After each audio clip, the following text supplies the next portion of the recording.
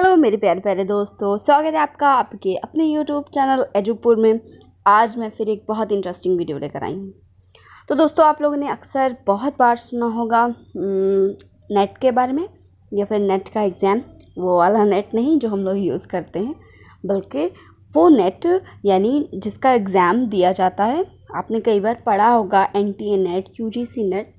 तो आज हम उसी नेट के बारे में बात करेंगे कि बेसिकली नेट एग्ज़ाम क्या होता है, नेट एग्ज़ाम कौन कराता है, इसकी एलिजिबिलिटी क्या होती है, यानी आपको करने के लिए क्या क्वालिफ़िकेशन चाहिए, नेट एग्ज़ाम करने से कौन सी जॉब मिलती है, नेट एग्ज़ाम करने के क्या फ़ायदे हैं। तो आज हम इन सभी बिंदुओं पर बारी बारी बात करेंगे। तो चलिए वीडियो स्टार्ट करते हैं। वीडियो अच्छी लगे तो लाइक ज़रूर करिएगा।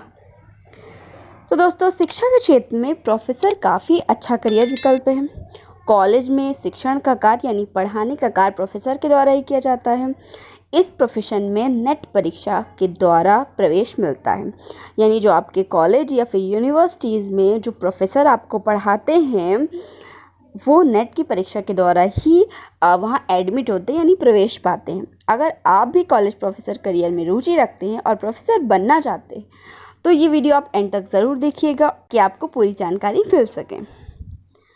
तो जान लेते हैं कि नेट क्या होता है और नेट एग्ज़ाम के लिए क्या योग्यता होनी चाहिए। तो नेट राष्ट्रीय स्तर की पात्रता परीक्षा है। ये परीक्षा महाविद्यालय और विश्वविद्यालय में शिक्षक प्रोफेसर बनने की पात्रता प्रदान करती है, यानी आपको टीचर, लेक्चरर या प्रोफेसर बनने के लिए आपको ये पास करना होता है।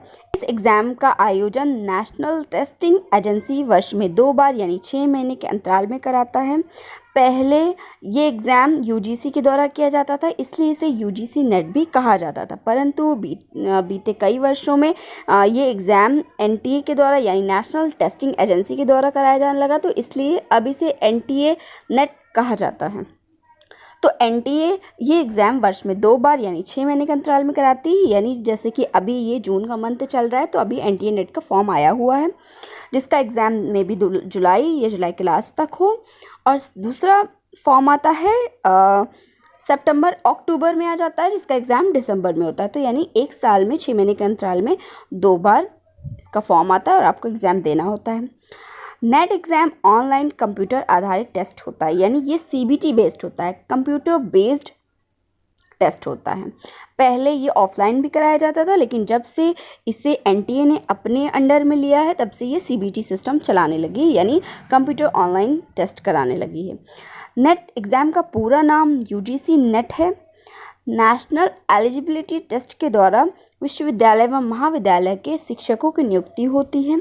सरकारी या प्राइवेट किसी भी कॉलेज में टीचर या फिर लेक्चरर बनने के लिए आपको नेशनल एलिजिबिलिटी टेस्ट उत्तीर्ण करना पड़ता है। तो दोस्तों, आज के समय में अधिकांश स्टूडेंट्स प्रोफेसर बनना चाहते हैं, लेकिन ये इतना आसान नहीं है। कॉलेज प्रोफेसर करियर में रुचि रखने वाले लाखों स्टूडेंट्स प्रतिवर्ष, लाखों से ज़्यादा स्टूडेंट्स प्रतिवर्ष नेट एग्ज़ाम के आवेदन करते हैं, जिनमें से 1000 या थोड़ा उससे अधिक अभ्यर्थी एग्ज़ाम में सफल हो पाते हैं। अब बात करते हैं नेट का फुल फॉर्म क्या होता है, यानी नेट क्या है, NET नेट क्या होता है।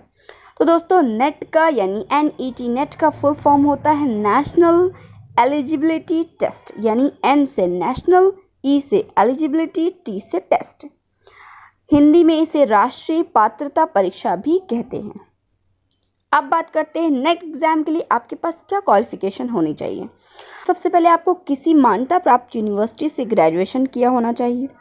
दूसरा, किसी मान्यता प्राप्त यूनिवर्सिटी से कम 55% अंकों में पोस्ट ग्रेजुएशन उत्तीर्ण होना चाहिए, यानी MA में, PG में आपको पोस्ट ग्रेजुएशन या फिर MEd में उत्तीर्ण होना चाहिए। नेट एग्ज़ाम के लिए पोस्ट ग्रेजुएशन डिग्री अनिवार्य है। आप BA करके नेट का एग्ज़ाम नहीं दे सकते, इसके लिए आपको पोस्ट ग्रेजुएशन की डिग्री करना अनिवार्य है। अब चाहे आप B.Ed करके MEd करें तब नेट दें या फिर BA करके MA करें। नेक्स्ट, पोस्ट ग्रेजुएशन के अंतिम वर्ष में अध्ययनरत छात्र भी नेट एग्ज़ाम के योग्य होते हैं, यानी जब आपने पोस्ट ग्रेजुएशन का फर्स्ट सेमेस्टर पास कर लिया, उसके बाद अगर फॉर्म आ जाता है तो आप अपीयरिंग में डाल सकते हैं। सेकेंड सेमेस्टर में आता है तो भी आप अपीयरिंग में डाल सकते हैं, थर्ड सेमेस्टर में आया तब भी आप डाल सकते हैं।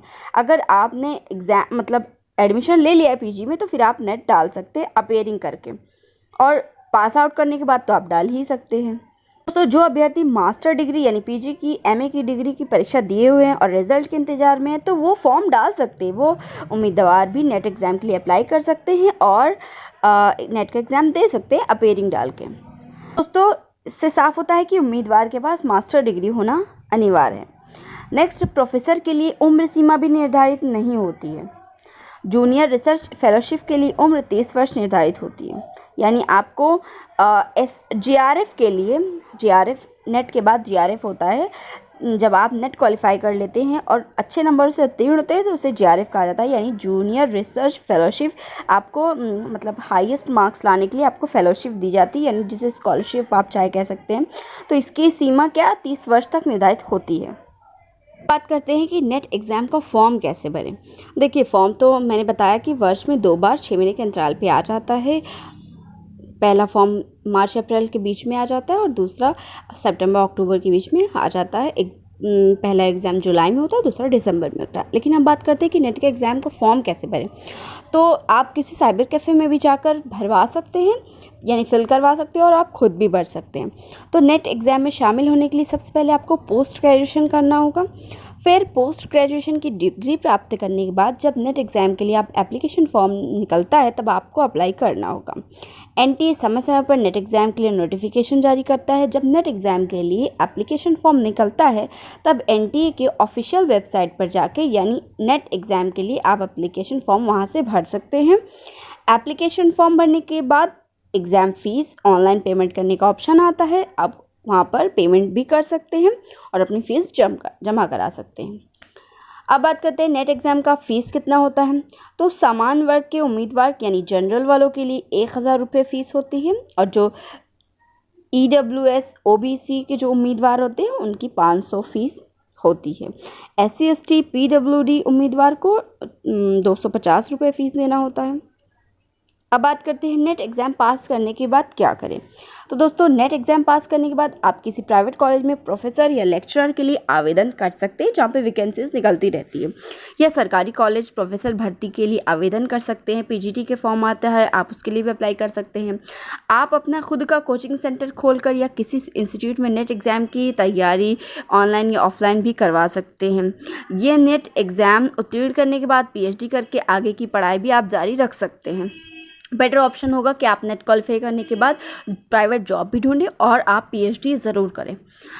अब बात करते हैं नेट एग्ज़ाम का पैटर्न क्या है। नेट एग्ज़ाम में 2 पेपर होता है। प्रथम प्रश्न पत्र जनरल एप्टीट्यूड यानी जनरल अवेयरनेस का होता है और द्वितीय प्रश्न पत्र कैंडिडेट द्वारा चयनित विषय का होता है। जैसे कि मान लीजिए कि आपने सोशियोलॉजी चुना है तो फर्स्ट पेपर आपका जनरल एप्टीट्यूड यानी जनरल अवेयरनेस का आएगा, जिसमें आपके जनरल अवेयरनेस के क्वेश्चन, रीजनिंग्स ये सब आ जाते हैं। और जो सेकेंड पेपर होता है यानी जो दूसरी शिफ्ट में होता है वो आपके चयनित यानी चॉइस बेस्ड जो सब्जेक्ट होते हैं उससे रिलेटेड होता है। तो जो फर्स्ट पेपर होता है वो फर्स्ट शिफ्ट में होता है और सेकंड पेपर सेकंड शिफ्ट में होता है। बीच में थोड़ा 1-1.5 घंटे का वक्त भी दिया जाता है।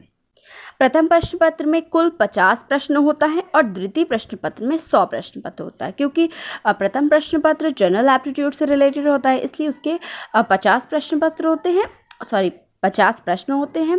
और द्वितीय प्रश्न पत्र आपके सब्जेक्ट से रिलेटेड होते हैं इसलिए उसमें 100 प्रश्न होता है। दोनों पेपर के प्रत्येक प्रश्न के लिए 2 अंक निर्धारित होते हैं, यानी एक क्वेश्चन पर 2 नंबर निर्धारित होते हैं। कुल 300 अंकों का नेट एग्जाम होता है। यानी प्रथम प्रश्न पत्र में कुल 50 प्रश्न होते हैं, एक प्रश्नों पर 2 अंक निर्धारित होते हैं, यानी 100 नंबर का आपका फर्स्ट पेपर हो गया। सेकेंड प्रश्न पत्र में 100 प्रश्न होते हैं और उस पर भी एक प्रश्नों पर 2 अंक निर्धारित होते हैं, यानी 200। तो टोटल 300 अंकों का एग्ज़ाम होता है। पेपर 1 को हल करने के लिए 1 घंटे का और पेपर 2 को हल करने के लिए 2 घंटे का समय दिया जाता है। बीच में शिफ्ट के दौरान आपको अंतराल भी दिया जाता है। सभी प्रश्न वस्तुनिष्ठ होते हैं, यानी ऑब्जेक्टिव टाइप्स होते हैं। आपको भरने के लिए OMR शीट दी जाती है। इस एग्ज़ाम में नेगेटिव मार्किंग बिल्कुल भी नहीं होती, इसलिए आप सभी प्रश्नों को हल करने का प्रयास करें, एक भी प्रश्न ना छोड़ें। राष्ट्रीय पात्रता परीक्षा हिंदी और अंग्रेजी दोनों माध्यम में होती है, यानी पेपर के एक साइड इंग्लिश में सब कुछ छपा होता है, पेपर के दूसरे साइड हिंदी में सब कुछ होता है। तो दोस्तों फॉर्म भरते समय हिंदी या अंग्रेजी माध्यम का चयन करना होता है। जिस माध्यम का चयन करेंगे उसी माध्यम में आपको एग्ज़ाम भी देना होगा। तो दोस्तों ये थी हमारी आज की वीडियो। आशा करती हूँ आपको ये जानकारी अच्छी लगी हो, समझ आई हो, आपके लिए हेल्पफुल हो। मिलते हैं नेक्स्ट वीडियो में, तब तक के लिए अपना खूब ख्याल रखिए। Bye bye.